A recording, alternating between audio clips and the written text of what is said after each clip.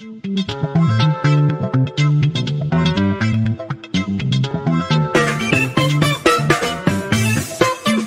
everyone, I'm Richie and welcome to Sounds of Stadia SideQuest, the show where we take a step off the critical path and explore more of what the video game world has to offer. On this week's show, I'm joined by the host of the Sounds of Stadia podcast, Mr. Chris. Hey everyone. And our very special guest today, the host of the Nerf Report, Brian. Top of the morning to you. So Brian... Oh, that's Ireland. That's Sorry. Ireland, yeah. I mean... We're part of the British Isles. Yeah, it's all there. It's just over the water. Yeah. Before we get into it, Brian, where can we find you? You can find me at the Nerf Report. So on pretty much almost every major social media platform except MySpace. You can go to the Nerf Report and you'll be able to find our daily content. We're not audio form though yet, so we're not really in the podcast realm, but maybe one day. Focus on MySpace first. Yeah, MySpace is gonna have a comeback, guys. Just wait. Open coming. They're waiting. They're just waiting for the moment. Yeah, my wall is sick on MySpace, guys. Yeah. You could just upload the Nerf Report audio files just instead of when people used to upload songs. You could just use yeah. Like, what's my mood today? Let's do it. It's just Brian. Welcome to the Nerf Report. That's it. It worked for Taylor Swift, so it must work for us. That's what it comes down to. Yeah. But before we go any further, I want to just take this opportunity to give a massive shout out to Tom, Holly, and his now child, Joshua. Congratulations, you three. Hope you're all happy and healthy. Can't wait to meet him. Next, a bit of housekeeping. Make sure you like the video, subscribe to the channel, and hit that bell icon for notifications. And if you want to get the show a whole 6 days early, you can by becoming a YouTube member for as little as 99p. Don't forget to check out our other shows, such as the Sound Stadia podcast, which comes out every single Monday on YouTube and podcast services. And check out our Thursday night live streams. And if you've got a topic that you want us to discuss, join our Discord. There's a link in below, and you can submit your questions to us. So this week we're talking about Stadia in light of Tom's newborn. We're talking about Stadia Kids. Should it be a thing? What do you mean? So when you say Stadia Kids, to be clear, you don't mean Tom's child has been like... Yeah, Tom's child is not a Stadia child. Because you get obviously people who say I'm a Sega kid, I'm a Nintendo kid. Like, is this child just forever destined to be a Stadia kid? He might be. Tom's. Well, I mean, funny enough, in the podcast, we spoke about like generations coming through. Yeah. And as a newborn child, you're born into a world of just cloud gaming exists. Yeah. It's a thing already. It's not something that's 30 years out from when you were born. So, but that's obviously not what we're not here to talk about that specifically. We're talking about how YouTube has a YouTube Kids offering, which basically it's YouTube but set up for, to me, a bit more child friendly and a bit more parent friendly. So could something like that work for Stadia? Oh, it's an interesting one, isn't it? Does YouTube Kids cost anything, or does it just limit the kind of age restrictions? I don't have any children. Free. Yeah, YouTube Kids is free. I think it's basically when like you upload a video to YouTube, it asks you if it's kid friendly or if it's not. Anything that's marked as kid friendly goes to YouTube Kids. And it's also available on YouTube, but stuff that's like specifically kid related, or if it's adult related, or if you say it's not meant for kids, then it's not showing up on YouTube Kids at all. That makes sense. I'm guessing the advertisements are very different and limited too. I can't imagine there's like allowed zero monetization. Good. That's how it should be. And obviously the interface is designed a lot more child friendly. So in terms of that, I guess the reason, Richie, we came to this topic this week is all of the outright games that have been rated recently for Stadia. Yeah, it is. But there's also a lot, when I was pulling this the show notes together, there's a lot of games that are very kid-friendly that are already on Stadia. Mm-hmm. Yeah. Yeah, I mean, I don't know if I would support a separate Stadia Kids app. As much as I would maybe support Stadia taking like a Luna approach to this and saying we're going to create a separate subscription from Pro that maybe bundles 10 or 12 of these games for like a low $4.99 or $5.99 a month. It doesn't even need to revolve either, because at the end of the day, I mean, I've got a kid coming in October, and gaming has been a conversation between my wife and I. And it's like, at this point, gaming's kind of an addiction for me, where I need it to like unwind. And it's like, I don't know if I want to introduce my kid to that. Not that there's anything wrong with parents introducing games to kids, but it's just like, I feel like, hey man, go outside, go get in some trouble, go climb trees or break your arm, or go get real world experiences. And then when you're my age, start playing video games or stuff like that. But I'm down for a kid subscription for sure. Yeah, obviously we can approach this from many different avenues. I think what you've pointed out there with a subscription like separate to everything could be really good. But I guess we could also talk about the family share option. There's also something that could be done there with if you family shared. That might just limit your library to just the kids. So all of the games like rated PEGI, ESRB, whatever and under, it kind of segments your library off for just children. I know there's parental controls to some degree with Google accounts and crossover, but maybe branding it separately so it was just a toggle on and off, and then all of a sudden it brackets everything. Maybe the layout, I know the Stadia UI could do with some work anyway. Maybe work that a little bit better into children, similar to YouTube Kids. But I guess it's there's a lot of stuff. I mean, the titles, like you said, Richie. Yeah, it's quite open. The way I was thinking about it, it would be almost like a profile rather than a separate app. So your kids only have access to the kids' profiles, but then that has a lot more restrictions. So things like you're not going to see Doom, for example, in the store. Every 3-year-old's nightmare. Obviously, demons coming out. Actually, maybe the store isn't even there. Maybe the store can only be accessed through an adult's account. Or you have it pings the adult for approval before kids can purchase anything, or has like a mini Stadia Pro library. So there's lots of ways I think it could work. Yeah, I think that's kind of like similar to the way that Netflix would work, right? That you get Netflix Kids, and then you have like the standard account. So I think that would be interesting. Kind of going back to the YouTube Kids thing, talking with the Stadia kind of intrigued me from the perspective of like, I wonder what the legalities would be of allowing a kid to click to play through a YouTube link on a YouTube Kids video, because that you see some of these Minecraft videos and they get like 20 to 30 million views. If someone's posting SpongeBob SquarePants Battle for Bikini Bottoms and then includes a link and that goes to Stadia, there has to be some type of legal issue right there. Yeah, it's like outside. It's almost like ad influence and such. And in the UK, fast food advertisements are no longer allowed until after 9 p.m. at night on television. I think it's like this month or next month. So there's some rules coming into that because of the obesity rise and everything like that. And as an adult now, I can probably look at that and say that's a totally smart move to make. I think. Because you have a 6-year-old or something watching TV at 4 o'clock in the afternoon. There's an advert for chicken nuggets and stuff. Of course they're going to want chicken nuggets.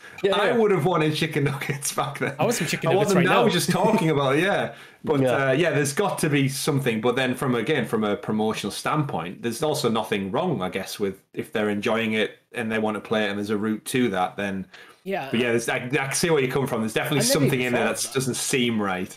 Yeah, it's advertising to children. I've never even thought of it, to be honest.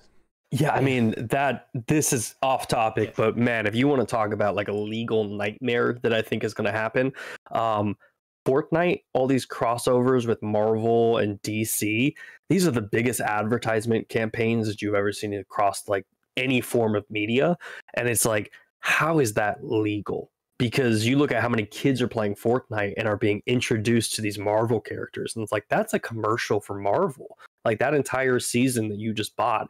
And, Rocket League does the same thing. And it's just like, that to me just kind of adds complication. But the YouTube, I think what would be smart is if they created a bundle for YouTube Kids and like a Stadia Kids, where you got both of them, but that kind of goes back to like the YouTube TV Stadia bundle and stuff like that. So I definitely think it's huge. I mean, I reached out to Outright a couple of weeks ago when I think they only had 5 games listed for Stadia. And I have their email open just because I could read it. So basically they said that Outright are certainly looking to move into the world of cloud gaming in a big way and have already started releasing their titles on smaller platforms in the European Union. We will have more to announce soon and think there could be a lot to discuss here. So they're clearly planning huge things for social media, or it's not for social media, sorry, cloud gaming. MySpace again. Yeah. Ever since I mentioned it, that's all my mind's at right now.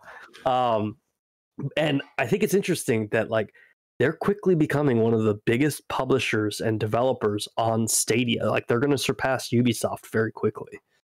Which is crazy to say out loud in its own right, knowing how much Ubisoft have put in. But yeah, I mean the games are definitely not like lean towards us. And I think when they get rated, they announce there's obviously the community, which are by and large a big chunk of them are people in past the 30 plus age range, and thankfully a lot of them also have children. And there's this cross-pollination of generations and titles, and we've had like little laughs at them on the podcast when we've reviewed them because let's face it, Gigantosaurus the game, Paw Patrol, Mighty Pups, DreamWorks Spirit, Lucky's Big Adventure. Watch what you say about Paw Patrol. Watch what you say.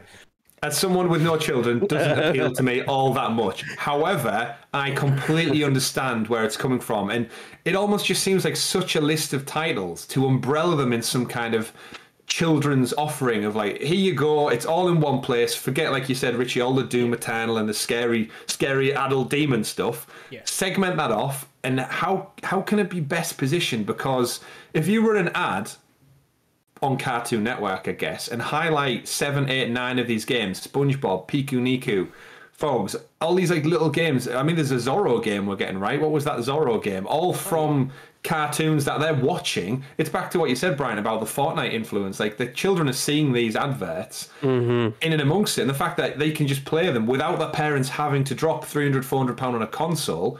We've all been there. I remember being a child begging my parents to get me the next upcoming thing this Christmas. They don't have to do that if they've already got a phone, if they've already got an older console, if they've already got a laptop or a tablet. Let's face it, kids watch them all day, every day now as well. It's just such an easy combination. There just needs to be a way of packaging it, I think, and I think they're onto a winner. I think one thing I've just thought of is like when you mentioned like using a phone or a tablet, like how many parents just here play on that for a bit, but then you use things like the Play Store and the Apple Store where some of the games in there have very aggressive microtransactions and very, very much, so a lot of times quite questionable ethically practices in terms of getting you to spend money, which you don't really want to expose that to children. But if you could just pay, I don't know, a £5 a month subscription to YouTube Kids, and you just get a huge list of games from everything from things like Get Pack to Spitlings to Zorro to Fogs to even Stacks and Stacks, like, and you can just basically the same thing. You just open the Stadia app, that you open Stadia Kids profile. There you go. You can play any of these games.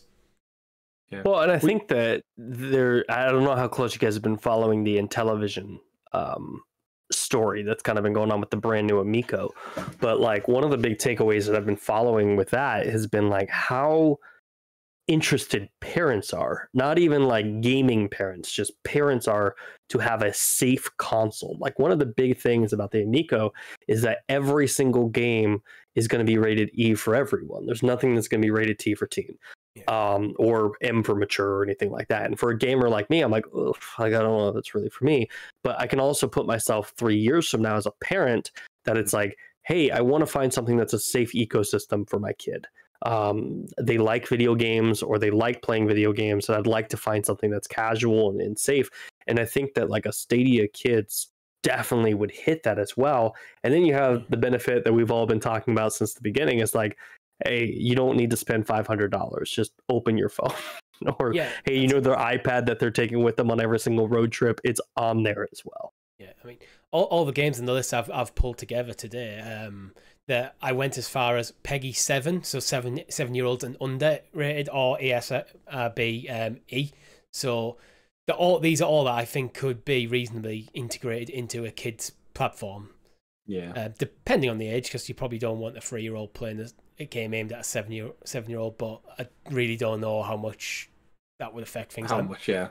It's hard to talk about this when you're not a parent. But, yep, 7 years. We'll revisit this. This topic, but. There's so much to talk like in and amongst. Again, as someone who isn't a parent, it's hard to really gauge the levels of how much every child's different as well, so how much they interact and care about it. But I think as parents, you said there, Richie, with the iPad example, like you've got it on the iPad.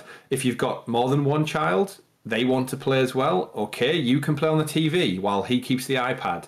You can go on my phone while he keeps... Whereas, I don't know about many parents out there, but the chance of you having 2 PS5s in your house, 2 Xboxes... The chance of you even having one at the moment. Yeah, Richie, we went to school with someone as a child who had two Dreamcasts. Yeah. Maybe picked the wrong console to get 2 of. Yeah. That's down. That's down for debate. But yeah, they had 1 in each bedroom. As someone who just had 1 in our house, and mine was blown. What, you have 2?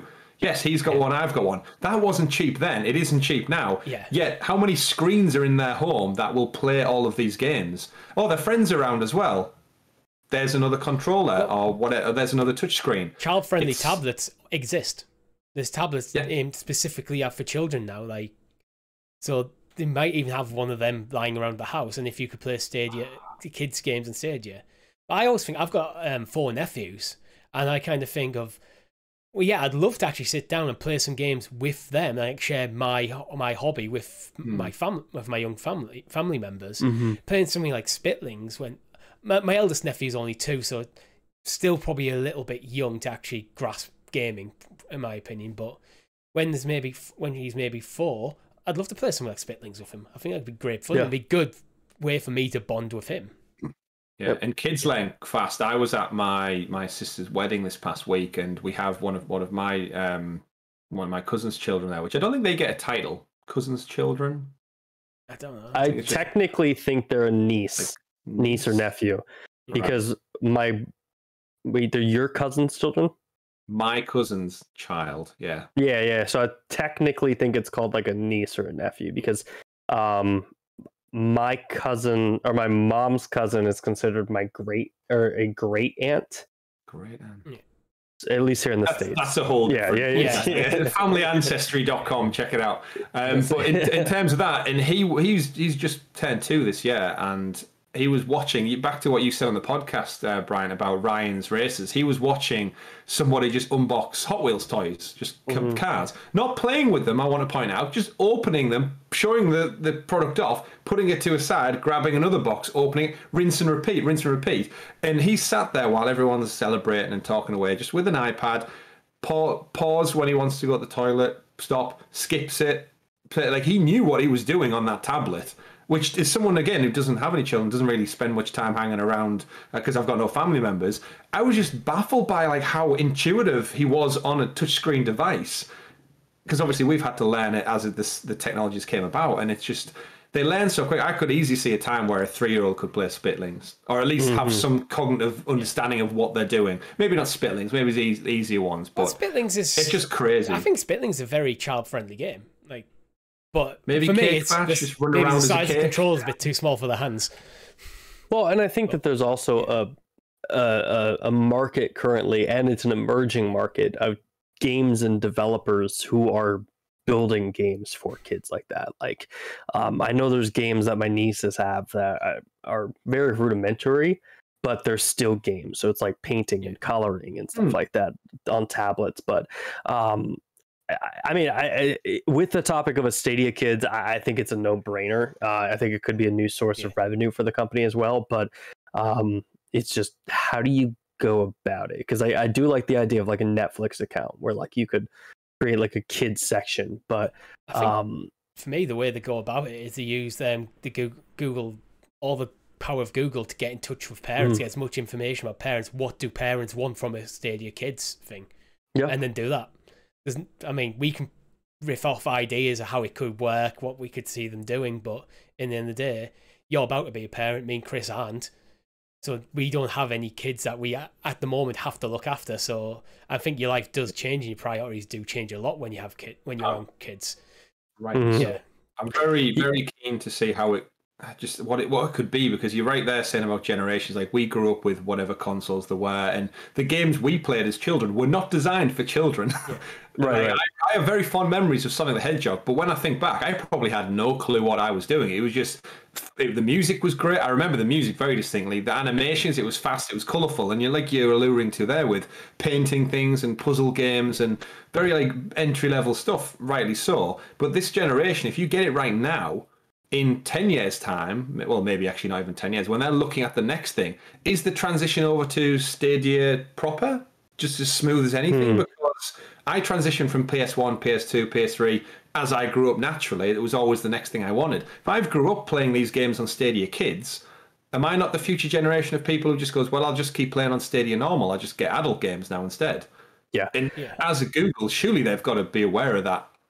I mean, this is something that I've been hitting on my show for a while now, but like 5 to 10 years from now is going to be such a fascinating time because the way we play games today is not going to be the way that we play games at that time period, because we have PlayStation, Nintendo, and Xbox, who are the big three right now, and then you've got Stadia, you've got Luna, you've got GeForce, you've got Walmart, you've got Netflix, and even Verizon is talking about launching these cloud gaming platforms.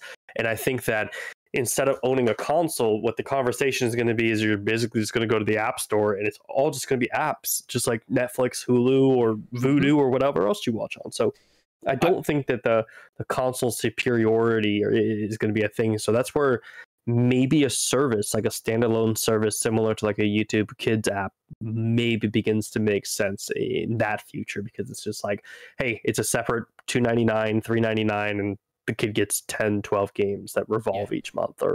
And I like, for me personally, I do like the idea of it just being subscription that can be controlled by the parent. There's no storefront for the kids to worry about. So you pay the subscription and they have access to all the games that come on that service. Then you don't have to worry about them spending money on mic. I'd have a zero, like no microtransactions allowed to be in any of the games to get on this sort of thing. So you don't, so parents, stuff like that, I think you could sell to parents like, you pay $3.99, $4.99, and you get all these games. They're all child friendly. There's no microtransactions. They can't spend any of your money. Yeah. You know what's crazy though? Oh, go ahead. Sorry, go ahead.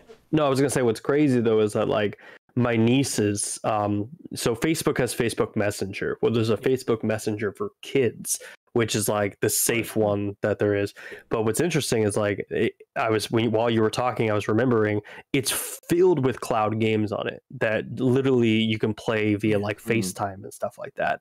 And some of these games that are on here are like my niece's favorite games to play. Like one of them is like a rock, paper, scissors one. Another one is like all these like basic,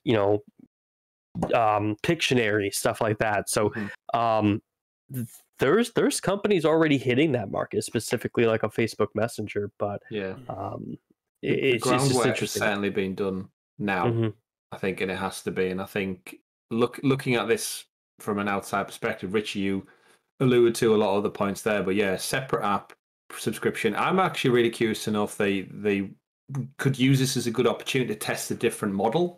Maybe like I think you alluded to a while ago, Brian, about they don't make them go away, because these games, like the kids' games, let's face it, they don't cost as much as the AAA titles we love to play.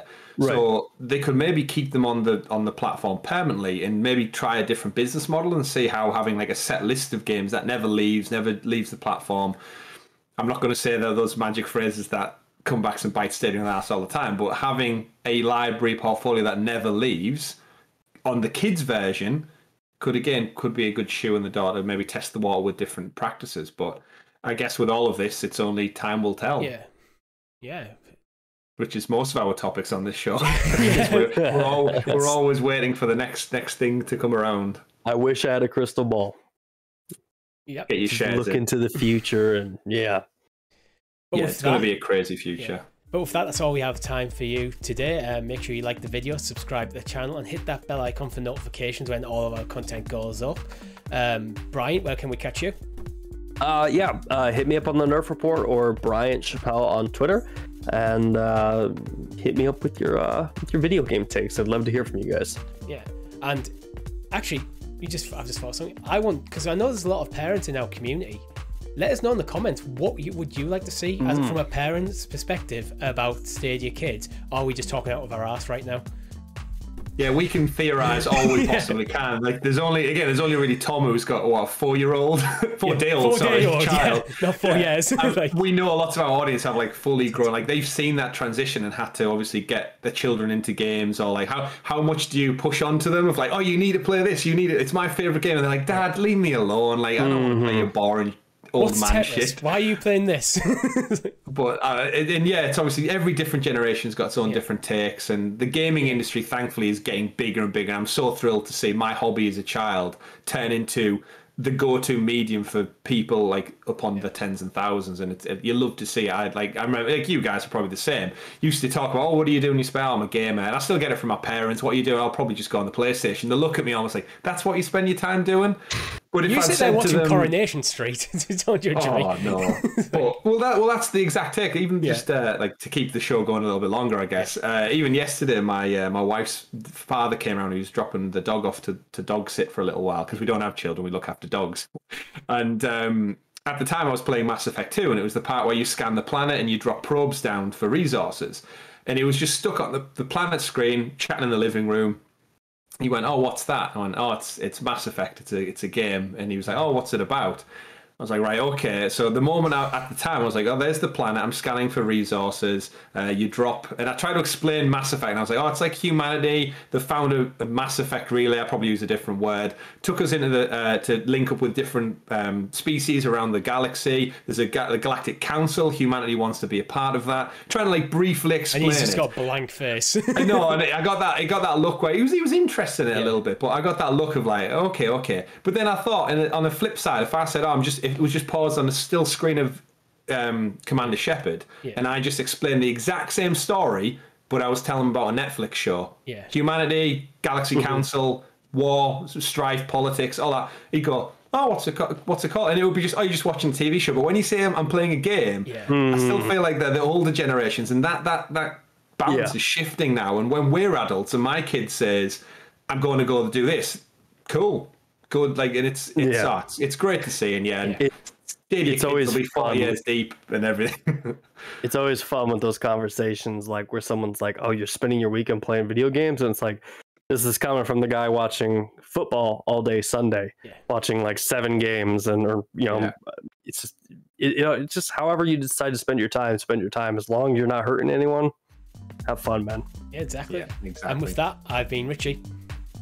I've been Chris, dragging the show out again. And I've been Bryant. Thank you very much for watching. Quest completed.